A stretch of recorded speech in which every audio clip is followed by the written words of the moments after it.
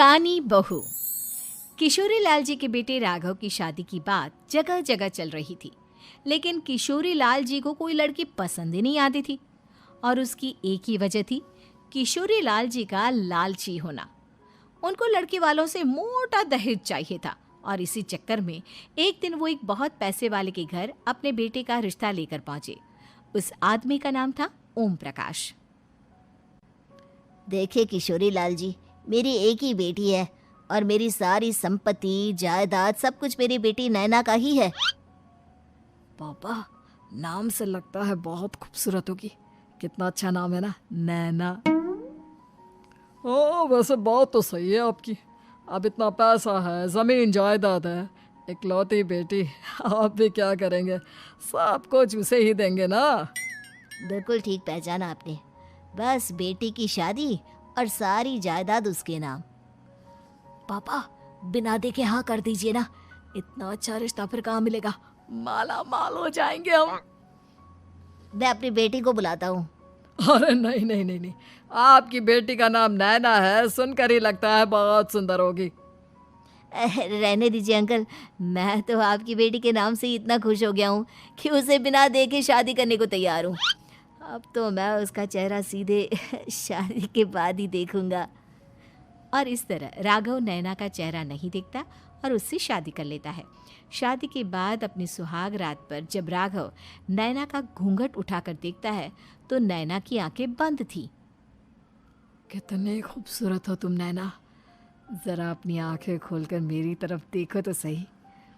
नहीं, मुझे शर्म आती है। अरे, मैंने तुम्हें शादी से पहले भी नहीं देखा, और अब अगर तुम आंखें खोलकर मुझे देखोगी भी नहीं तो मुझे अच्छा कैसे लगेगा? इससे पहले कि नैना अपनी आंखें खोलकर राघव की तरफ देखती, अचानक से लाइट चली गई और राघव नैना को पूरी तरह से देख भी नहीं पाया। अगली सुबह नैना राघव के लिए नाश्ता बनाकर लेकर आई। अरे ये क्या, आधा पराठा सेका हुआ है और आधा बिल्कुल कच्चा। ये तुमने क्या किया नैना? बहू, तुमने क्या आधा पराठा तवे से नीचे लटका कर रखा था, जो आधा सिका है और आधा कच्चा? मुझे जितना दिखेगा उतना ही तो सीखूंगी ना पापा जी। जहाँ जहाँ मुझे नजर आ रहा था वहाँ मैंने सीख लिया, जहाँ जहाँ नहीं दिखा वहाँ कच्चा रह गया होगा। इसका क्या मतलब है? ये कैसा मजाक कर रही है तुम? अरे बहू, तुमने इतना लंबा घूंघट क्यों लगाया हुआ है? देखो, हमारे घर में बहुओं को बेटी की तरह रखा जाता है, और फिर तुम तो इतना सारा माल लेकर आई हो। देखो, ये घूंघट डालकर रखने की कोई ज़रूरत नहीं है। हाँ नैना, पापा जी ठीक कह रहे हैं, तुम तो आराम से रहो, अपना ही घर समझो। नैना अचानक से अपना घूंघट उठा लेती है। अरे ये क्या पापा, नैना की तो एक आंख फूटी हुई है। नाम से नैना, लेकिन ये तो कानी बहू निकली। मेरे साथ धोखा हुआ है, धोखा।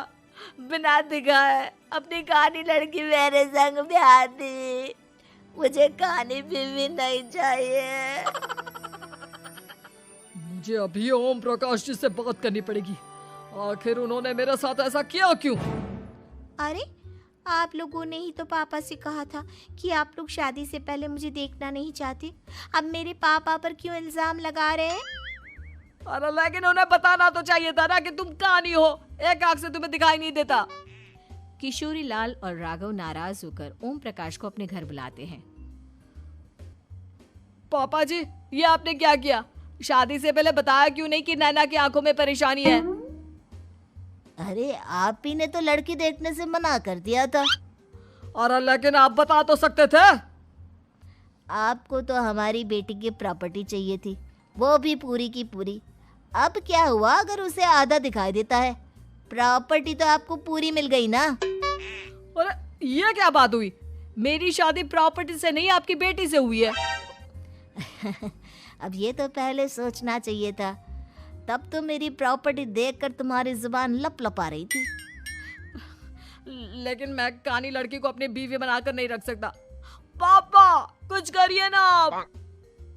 हाँ, करता हूँ। देखिए ओम प्रकाश जी, आप हमारे साथ ऐसा नहीं कर सकते। और तुम देखो, अगर तुमने मेरी बेटी से शादी तोड़ी ना, तो जो भी प्रॉपर्टी मैंने तुम्हें दी है वो तो पूरी की पूरी वापस ले ही लूँगा, और आधी प्रॉपर्टी तुम्हारी भी लूँगा।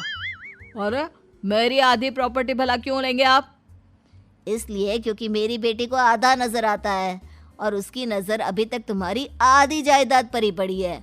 अब तुम उसे घर से निकालोगे तो कुछ तो लेकर जाएगी ना। और अगर हम आपकी बेटी को अपने घर की बहू बना कर रखे तो? तो तुम्हारी पूरी प्रॉपर्टी तुम्हारी ही रहेगी, और जो मैंने तुम्हें दिया है ना, उसमें से बस मैं आधा लेकर जाऊंगा। अरे लेकिन अब आप अपनी दी हुई प्रॉपर्टी में से आधी वापस क्यों लेकर जाएंगे?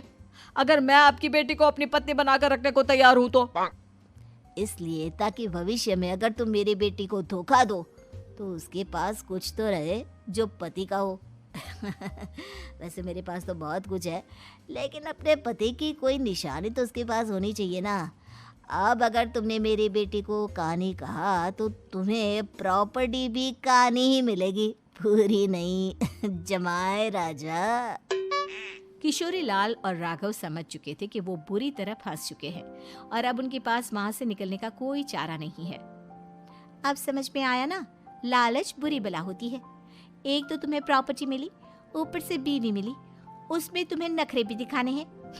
आए बड़े, चुपचाप बैठो दोनों। कुछ दिनों के बाद नैना राघव की कार लेकर बाजार घूमने निकलती है और जब कार लेकर वापस आती है, ये क्या? एक तरफ से मेरी गाड़ी पूरी खराब हो चुकी है। लगता है तुमने मेरी गाड़ी को किसी दूसरी गाड़ी के साथ एक्सीडेंट किया है। अरे अरे कितना बड़ा नुकसान कर दिया तुमने बहू। वो क्या है ना पापा जी, मुझे एक आंख से दिखाई नहीं दे रहा था, सामने से गाड़ी आ रही थी। मुझे तो सिर्फ आधा ही दिखाई दिया और वो गाड़ी मेरी कार से रगड़ते हुए निकल गई। अब मैं क्या करूं बताओ?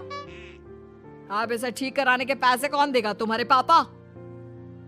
तुमने मुझसे इस तरह से बात की? अभी रुको। नैना राघव की शिकायत ओम प्रकाश को कर देती है। देखो राघव, अब जो मेरी आधी प्रॉपर्टी तुम्हारे पास थी ना, उसमें से आधी और मैं लेकर जाऊंगा, क्योंकि तुमने मेरी बेटी को डांटा। अरे नहीं नहीं पापा जी, गलती हो गई, माफ कर दो। गलती की तो कोई गुंजाइश ही नहीं। अगली बार मेरी बेटी को डांटा तो बची हुई आधी में से आधी और ले जाऊंगा। लालच के चक्कर में हम दोनों ने बहुत बड़ी गलती कर दी बेटा।